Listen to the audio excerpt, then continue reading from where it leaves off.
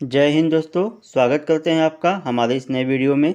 दोस्तों आज के वीडियो में हम बात करने वाले हैं मध्य प्रदेश राज्य पात्रता परीक्षा 2024 के ऑनलाइन फॉर्म फिलअप प्रोसेस के बारे में। दोस्तों इस वीडियो में हम बात करेंगे कि इस फॉर्म को कौन लोग भर सकते हैं और इसको भरने से लाभ क्या है, आपकी क्या एलिजिबिलिटी होनी चाहिए, सारी बातें इस वीडियो में बताने वाला हूँ। और दोस्तों इसका फॉर्म कैसे फिल करेंगे, आपको step by step live form fill करके दिखाएंगे ताकि आपसे फॉर्म भरने में कोई भी गलती ना हो। अब दोस्तों जैसे कि आप आ जाएंगे इस वेबसाइट पे तो यहाँ देखेंगे एडवर्टाइजमेंट नंबर दिखेगा आपको, इस पर क्लिक करेंगे तो इसका नोटिफिकेशन आप डाउनलोड कर सकते हैं। मैं पहले से डाउनलोड करके रखा हुआ हूँ। तो यहाँ देखेंगे स्क्रॉल करके बढ़ेंगे तो नोटिफिकेशन में सबसे पहले आपको दिखाई देगा कि यहाँ पे 21 मार्च 2024 से फॉर्म फिलअप स्टार्ट हो चुकी है। और दोस्तों जो इनकी इसकी अंतिम तिथि है वो 20 अप्रैल 2024 है। ठीक है, तो यहाँ से आप देख सकते हैं। उसके बाद स्क्रॉल करके आगे बढ़ेंगे तो यहाँ देखिए परीक्षा शुल्क के बारे में दिया गया है। मध्य प्रदेश के जो मूल निवासी हैं SC ST OBC और EWS, तो इनका यहाँ पे 250 रुपये फ़ीस निर्धारित किया गया है। वही जो 500 रुपये फ़ीस है यहाँ पे जो जनरल कैटेगरी के हैं और दूसरे राज्य के कैंडिडेट हैं उनका यहाँ पे 500 रुपये का फ़ीस लगेगा। उसके बाद दोस्तों स्क्रॉल करके आगे बढ़ेंगे, यहाँ देखेंगे 3000 रुपये आपका विलम्ब शुल्क के साथ आप जमा करते हैं तो 3000 रुपये आपका विलम्ब शुल्क के साथ जमा होगा। यदि मान लीजिए आप द्वितीय चरण में फीस जमा करते हैं तो यहाँ पे 25,000 रुपये विलम्ब शुल्क दिया गया है। अब दोस्तों स्क्रॉल करके आगे बढ़ेंगे, यहाँ देखिए दिया गया है कि परीक्षा जो है OMR यानी कि ऑफलाइन एग्ज़ाम होगा इसका। ठीक है, उसके बाद देखेंगे यहाँ पे न्यूनतम शैक्षिक योग्यता के बारे में दिया गया है। तो आपकी योग्यता क्या होनी चाहिए, तो किसी भी विश्वविद्यालय से आप स्नातकोत्तर यानी कि पोस्ट ग्रेजुएट की डिग्री आपके पास है या तो अपीयरिंग है, जैसे कि अंतिम वर्ष स्नातकोत्तर तृतीय या तो चतुर्थ सेमेस्टर में आप हैं तो आप इसके लिए एलिजिबल होंगे, यानी पास और अपीयरिंग जो है इसको भर सकते हैं। अब दोस्तों बात करते हैं कि इसको भरने से लाभ क्या है। तो यदि मान लीजिए आप ये जो है कि स्टेट एलिजिबिलिटी टेस्ट को पास कर लेते हैं तो मध्य प्रदेश में कोई भी असिस्टेंट प्रोफेसर की वैकेंसी निकलेगी तो आप उसको भरने के लिए एलिजिबल हो जाएंगे। भले ही आपके पास नेट की सर्टिफिकेट ना हो तो आप जो है कि इस परीक्षा को पास कर लेंगे। तो ओनली फॉर सिर्फ मध्य प्रदेश में यदि असिस्टेंट प्रोफेसर की भर्ती आएगी तो बिना नेट के ही आप इसके लिए एलिजिबल हो जाएंगे। तो दोस्तों आप समझ गए होंगे, नहीं तो आप जो भी समस्या होगी कमेंट में करिएगा, मैं कमेंट में भी आपको जवाब दे दूंगा। और भी जानकारी है दोस्तों आप अपने से पढ़ लीजिएगा, मैं पूरा पढ़ूंगा तो वीडियो काफ़ी लंबा जाएगा। तो चलते हैं फॉर्म फिलअप प्रोसेस पे लेके आपको। चैनल पर नए होंगे तो सब्सक्राइब कर लीजिएगा, आपकी एक सब्सक्राइब से मुझे काफ़ी खुशी मिलेगी। शुरू करते हैं वीडियो को। अब दोस्तों फॉर्म फिल करने के लिए आप इसी जो है वेबसाइट पर आ जाएंगे और यहाँ देखेंगे अप्लीकेशन फॉर्म दिया है। ठीक है, यहाँ एक्शन दिया गया है, एक्शन के नीचे यहाँ पे है, क्लिक कर देंगे इस पर तो आपका फॉर्म कुछ इस प्रकार से खुल जाएगा। ठीक है, क्लिक करेंगे। अब देखिए दोस्तों यहाँ पे इस प्रकार से दिखाई देगा पेज। अब यहाँ चेक बॉक्स मिलेगा, चेक बॉक्स पे टिक करेंगे और यहाँ जो विज्ञापन क्रमांक दिख रहा है नीले रंग का, सिंपल इस पर क्लिक करके इसको आप पढ़ लीजिएगा। भले ही आपको न पढ़ना हो इसको, तो इस प्रकार से देख लीजिएगा बस, तभी ये फॉर्म को आगे बढ़ाएगा, बिना देखे आपको ये आगे नहीं बढ़ाएगा। फिर से आ जाएंगे, यहाँ चेक बॉक्स पे टिक करेंगे, स्क्रॉल करके नीचे आएंगे, आई एक्सेप्ट के ऊपर क्लिक करेंगे, ओके कर देंगे। अब देखिए दोस्तों यहाँ कुछ इस प्रकार से फॉर्म खुलेगा आपका। तो सबसे पहले यहाँ पे आपसे पूछेगा राज्य पात्रता परीक्षा हेतु संबंधित विषय, तो अपना सब्जेक्ट आप चूज़ करेंगे जिससे आप मास्टर डिग्री कर रहे हैं या कर चुके हैं। ठीक है, तो यहाँ पे अपने सब्जेक्ट को चूज़ कर लेंगे। उसके बाद देखिए यहाँ पे दिया है स्नातकोत्तर स्तर का विषय चुनें। ठीक है, तो यहाँ से क्लिक करके अपना ये जो है विषय चूज़ कर लीजिएगा, सोशल वर्क या सोशियोलॉजी, तो अपने हिसाब से आप चूज़ करिएगा। उसके बाद देखेंगे यहाँ पे दिया गया है क्या अभ्यर्थी ने आवेदन तिथि से पूर्व UGC नेट या तो मध्य प्रदेश स्टेट पात्रता परीक्षा का जो है कि प्रमाण है आपके पास, तो यस और नो में यहाँ पे जवाब दीजिएगा। होगा तो यस करिएगा, नहीं तो नो करेंगे।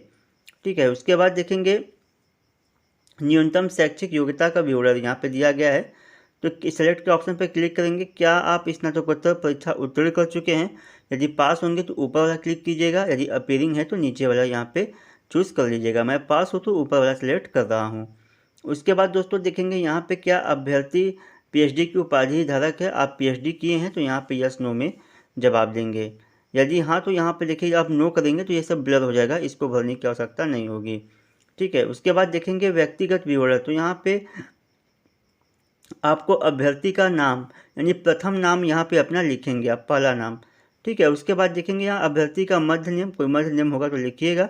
उसके बाद अभ्यर्थी का अंतिम नाम, यहाँ पे अपना अंतिम नाम लिख दीजिएगा इस प्रकार से।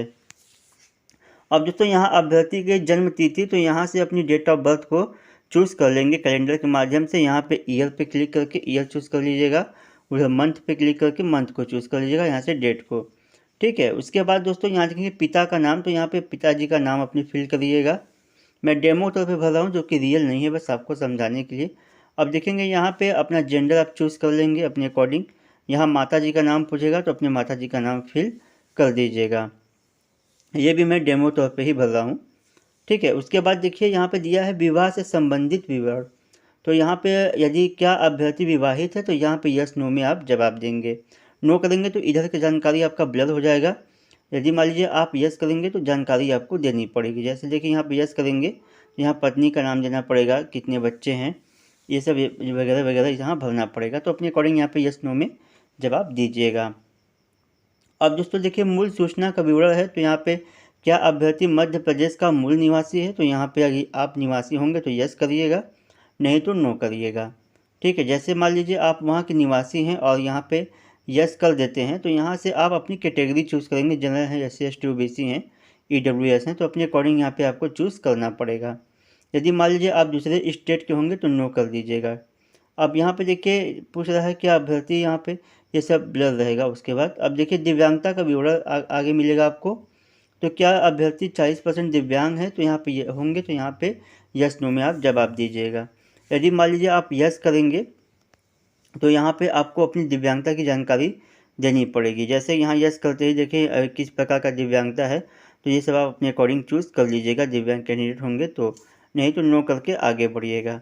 अब दोस्तों देखेंगे अन्य विवरण यहाँ पे, तो दिया गया है क्या अभ्यर्थी किसी सेवा से पृथक करने में दंडित किया गया है। यदि कोई सेवा से आपको निकाला गया है तो यहाँ पे यस और नो में जवाब देंगे, यहाँ पे नो में ही जवाब दीजिएगा। अब क्या आपके विरुद्ध कोई आपराधिक मामला लंबित है, तो यहाँ पे यस नो में जवाब देंगे। अब पूछेगा क्या आपको किसी आयोग या किसी परीक्षा से निकाला गया है, तो यस नो में यहाँ पे जवाब दे दीजिएगा। अब परीक्षा केंद्र का विवरण यहाँ पे दिया गया है, तो परीक्षा केंद्र का विवरण चूज़ करेंगे। यहाँ पे 4 सेंटर चूज़ करना है, अपने अकॉर्डिंग आप सेंटर को चूज़ कर लीजिएगा। चारों को यहाँ पे चूज़ करना है, सेम नहीं चूज़ करना है, अलग अलग चूज़ करना है, तो अपने अकॉर्डिंग चूज़ कर लीजिएगा। उसके बाद दोस्तों आगे बढ़ेंगे, यहाँ शैक्षिक विवरण आपको देना पड़ेगा, तो यहाँ पे हाई स्कूल की जानकारी देंगे। यहाँ उत्तरीय परीक्षा का नाम में लिख दीजिएगा हाई स्कूल, या मैट्रिकुलेशन आप यहाँ पे लिख सकते हैं। उसके बाद दोस्तों प्रणाली आपकी क्या है, डिवीज़न है या CGPA है, तो अपने अकॉर्डिंग चूज़ करेंगे। विषय यहाँ पे अपने 6 सब्जेक्ट का जो है नाम लिख दीजिएगा, हाई स्कूल में जितने भी सब्जेक्ट थे सभी को यहाँ पे लिख दीजिएगा। अब यहाँ पूर्णांक कितने पूर्णांक का था, तो हाई स्कूल 600 नंबर का होता है, 600 लिखेंगे। प्राप्तांक में कितना नंबर पाए तो इसको फिल करेंगे। परसेंटेज आपका ऑटोमेटिक यहाँ पे शो करेगा। डिवीज़न फर्स्ट सेकंड थर्ड जो होंगे चूज़ कर लीजिएगा। बोर्ड विश्वविद्यालय का नाम में यहाँ पे अपने बोर्ड का नाम लिख दीजिएगा, जो भी आपका बोर्ड होगा, MP बोर्ड या UP बोर्ड। उसके बाद उत्तरीय वर्ष किस सन में आपने पास किया है उस सन को लिख देंगे, और यहाँ पे रोल नंबर को लिख दीजिएगा, हाई स्कूल का रोल नंबर जो भी होगा आपका यहाँ पे लिख देंगे। अब देखिए दोस्तों आगे बढ़ेंगे, यहाँ पे इंटरमीडिएट की जानकारी देंगे, तो यहाँ पे आप इंटरमीडिएट लिख दीजिएगा, या तो आप 12th भी लिख सकते हैं। ठीक है, इंटरमीडिएट यहाँ पे लिख दीजिएगा। उसके बाद प्रणाली क्या है, डिवीज़न या CGPA, तो अपने अकॉर्डिंग चूज़ करिएगा। अब जैसे आप यहाँ पे हाई स्कूल की जानकारी दी है, सेम प्रोसेस है, यहाँ भी दे दीजिएगा इंटर का भी। ठीक है। अब यहाँ देखिए स्नातक है तो ग्रेजुएशन की जानकारी देंगे। यहाँ परीक्षा का नाम में BA किए हैं, BSc किए हैं, जो किए होंगे उसको यहाँ पे लिख दीजिएगा। उसके बाद यहाँ डिवीज़न अपना सेलेक्ट कर लीजिएगा। अब विषय में आपका ग्रेजुएशन में क्या क्या सब्जेक्ट था, उन तीनों सब्जेक्ट का यहाँ पे नाम लिख दीजिएगा। ठीक है, अपने सब्जेक्ट का नाम यहाँ पे लिख देंगे, जो भी सब्जेक्ट था। उसके बाद दोस्तों यहाँ पूर्णांक है, तो पूर्णांक में कितने पूर्णांक का था तो पूर्णांक लिख देंगे। उसके बाद प्राप्तांक में कितना नंबर पाए हैं उसको लिखेंगे। प्रतिशत ऑटोमेटिक शो करेगा, फर्स्ट सेकेंड थर्ड इसको चूज़ कर लेंगे आप अपने अकॉर्डिंग। उसके बाद बोर्ड विश्वविद्यालय, तो अपने यहाँ पे देखेंगे यूनिवर्सिटी का नाम लिख दीजिएगा, जहाँ से आपने ग्रेजुएशन किया है उस यूनिवर्सिटी का नाम लिख दीजिएगा। अब किस सन में आपने ग्रेजुएशन किया है उस सन को यहाँ पे लिखिएगा। यहाँ पे जो रोल नंबर था आपका ग्रेजुएशन का उसको यहाँ पे लिख दीजिएगा। अब दोस्तों आगे बढ़ेंगे, यहाँ पे जो देखेंगे स्नातकोत्तर यानी कि मास्टर डिग्री का यहाँ पे जानकारी देंगे। यहाँ पे MA है, MSc है जो किए होंगे उसको लिखेंगे। उसके बाद यहाँ पे डिवीज़न अपना सेलेक्ट कर लीजिएगा।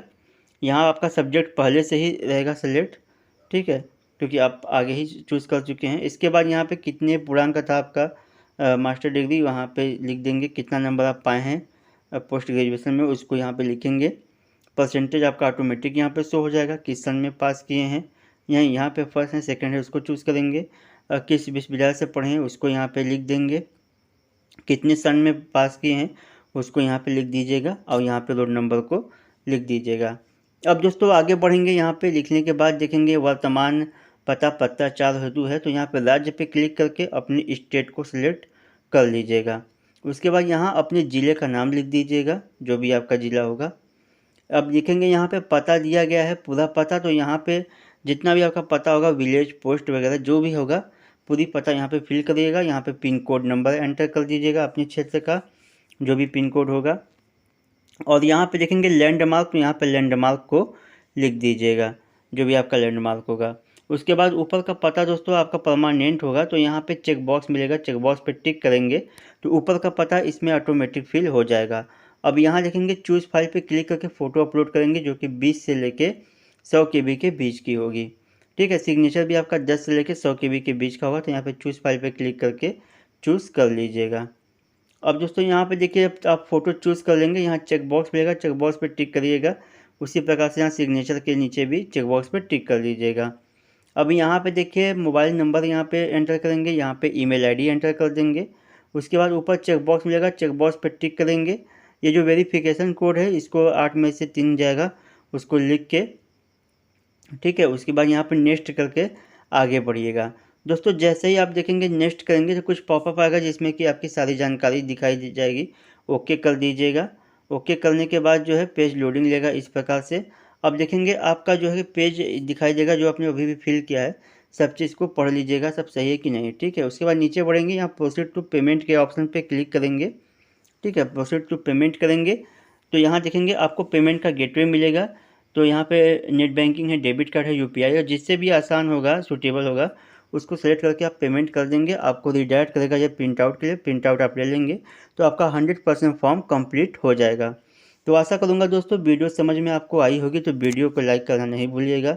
साथ में चैनल पे होंगे तो कृपया करके सब्सक्राइब कर लीजिएगा और अपनी ज़रूरतमंद दोस्तों में इसे शेयर भी कीजिएगा। तो मिलते हैं किसी नेक्स्ट वीडियो में, तब तक के लिए जय हिंद। बाय दोस्तों, थैंक यू फॉर वॉचिंग।